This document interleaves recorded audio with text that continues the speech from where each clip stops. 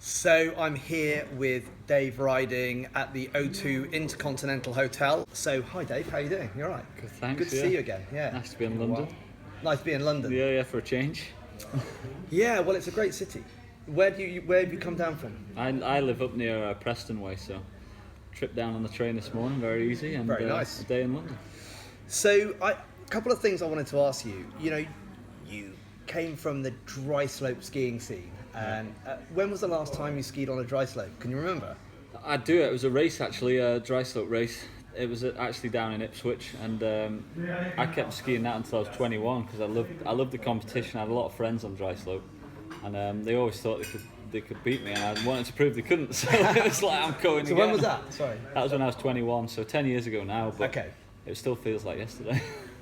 And you know, have you got any tips for people that learn on the dry slope or get quite proficient at skiing on the dry ski slope, but then transfer over to snow? Have you got any kind of handy tips for people when they transfer this? Because it's quite different skiing on the plastic. It is different, but if you're working on the basic technique on the dry slope and trying to do things right on the dry slope, it does directly translate. The thing that I had to learn after dry slope was all the variables. So skiing in the fog, I mean, we had plenty of that at Pendle as well, but steep terrain, rolling terrain, ice, slush, there's so many more variables out there, and I had to learn those. I was always fast on the flat because I learnt it on the dry slope, but I had to learn all these other things, so it was just a case of get the technique right on dry slope and then learn variables and how to cope with those on the snow, because I even hear it today, people say if you can't ski like you do on dry slope like you do on snow, well, you can, but as long as your coach is teaching you the right things, etc., then of course you can. And would you say almost, you know, your skills, the skills that you have today on the World Cup circuit when you're skiing a slalom race, would you actually attribute some of those skills to learning on plastic, or do you just think that's, I mean, most of the skiers that you race with, obviously they probably have never even skied on a plastic slope? Yeah, I mean, I used to be known as a flat specialist, and it's because dry slopes are flat. If there's a flat start, I'll guarantee you 1% of the World Cup might beat me at the start. No one else will, because I've done so much starting on the dry slopes. I know how to start and I know how to get going. That's what dry slopes about. It's like it's 13 gates, so you have to get going fast. I know how to do that, and anyone I've trained with, they'll tell you, like, if it's a flat start, they won't be that close to me. So there's huge advantages to dry slope, and look at the top of levee. It's very flat, and with rolls, which is what Pendle is, and it's my favourite piece. Yeah. So sure, it's steep at the bottom, but if you're not in touch after the flat, you can forget it. So yeah, it works in my favour. Okay, so a normal World Cup slalom course is about 1 minute. Yeah, and 55 seconds-ish. that sort of time. Yeah. Slightly unusual question, but when you're halfway down that slalom run, Yeah. and you're very focused on getting to the bottom and hopefully getting the best time you can, obviously hopefully doing really well. Yeah. Have you ever had any crazy thoughts at that moment down a World Cup? I mean, it's completely different. What goes through your mind? Do you ever sometimes go off and dream about something, or suddenly Not really a random dream. thought comes into your head?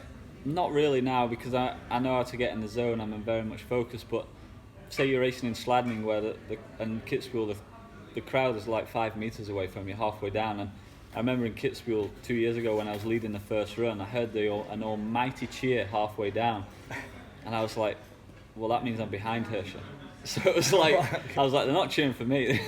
As much as the Austrians do like me, it's like Hirscher was leading at the time and I was the only one that could beat Hirscher. So I was like, well, I guess I'm behind Marcel already. So that's the only time I've really been thinking where something's caught me and I've not been able to you're focus. so focused that, I mean, what happens if you think, oh, you know, my wife told me, or my girlfriend told me to buy that thing last week, and I mean, has that ever happened to you in any race? I'm in the start gate and I don't even know I have a family. You're so much in that zone, and if you're not in the zone, you'll think stupid things and you'll make a mistake. And no, it's half the part of being a racer is getting in that zone, and if you can't get in that zone, you won't be a top racer. So yeah, you could. It's just not going to happen. Yeah, you could do all sorts and it just wouldn't happen. Okay. If you look back at your career now so far, what's your favourite moment? What has been your favourite moment? If you take, I mean, we know about Kitzbühel and the result you had there. Yeah. I know it's probably probably is your favourite moment. But if we take that aside, I mean, what else really stands out? Yeah, as a kid, I just wanted to be ranked in the top 30, and I achieved that. And it's just that constant. There's still the constant progression I'm able to do, and I just keep ticking boxes. So it wasn't my best result of the season. I was 11th at the World Champs, which not many Brits have ever done before. I don't think anyone's gone better than that. I was 9th at the Olympics, a top 10 at the Olympics. Tick that box, and I've still got probably, at least 4 years of improvement ahead of me. So it's really like I've ticked these boxes of, I've got a World Cup podium. I mean, I never thought I'd say that, but I've got a World Cup podium. I've got a top 10 at Olympics. I've got 11th at the World Champs, and it's like, right, I've ticked these what are now classed as mediocre boxes. The World Cup podium's not mediocre. But the others, it's like mediocre boxes. Now it's time to. Now I really have to kick on and try and achieve the next thing. And even if I fail, if I don't do it, then it doesn't matter. I've achieved a lot, but I really have to focus and try and go that next step now. So I mean, it's an interesting answer because you kind of, I asked you about what happened in the past and your career, but you're actually talking about the future, which is so you've obviously got lots of goals and lots of things that you still want to achieve. And for this winter, you're on completely new equipment. I think obviously new skis, InTheSnow skis, and new boots as well with Lang. Back to Lang, yeah. And how are you finding that? Yeah, it sounds funny, but I did 2 days testing with them in March, and I'd skied the first day on the boot. I put the boots back on the next day, and it was like I could have been in the boots 100 days. It felt so natural to me. It really felt like I was going back home, because obviously when you've skied on something so much when you're a kid, it has that place in your heart, and it was almost like that's my brand. So although like Fisher were really good to me, they gave me great support, and I achieved a lot.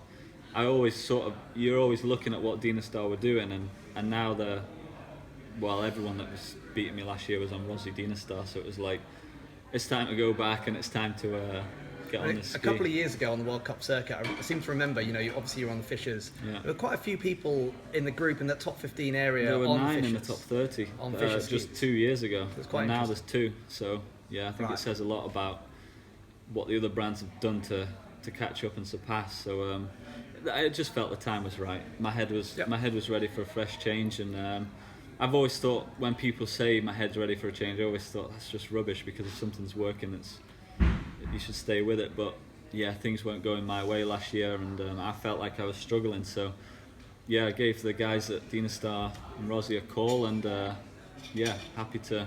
Straight away they were keen for it, so it wasn't even a big discussion. It was like, well, we want to do it. I said, I want to do it.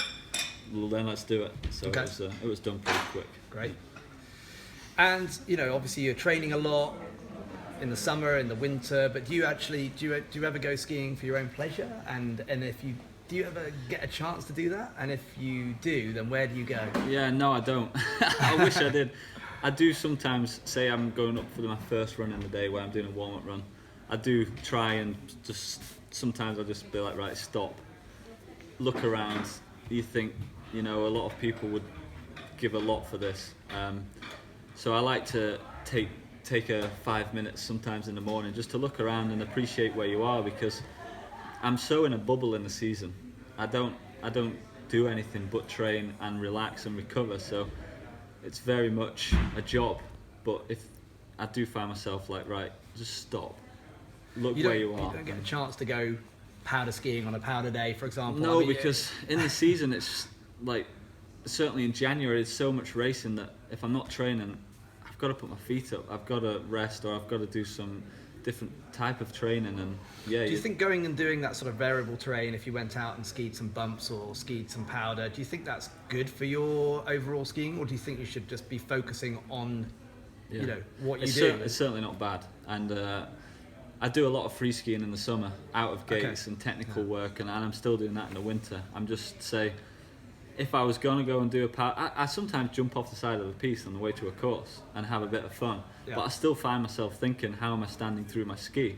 Or what position am I? Like, why am I leaning here or that? So you're always thinking. You're always learning. I'm skiing down off the mountain with my other ski or 2 skis on my shoulder, thinking about what I'm doing with my feet and what I'm doing with my lower body. It's just an obsession, and it's literally sounds daft, but you're just always thinking. Yeah. Okay. Yeah.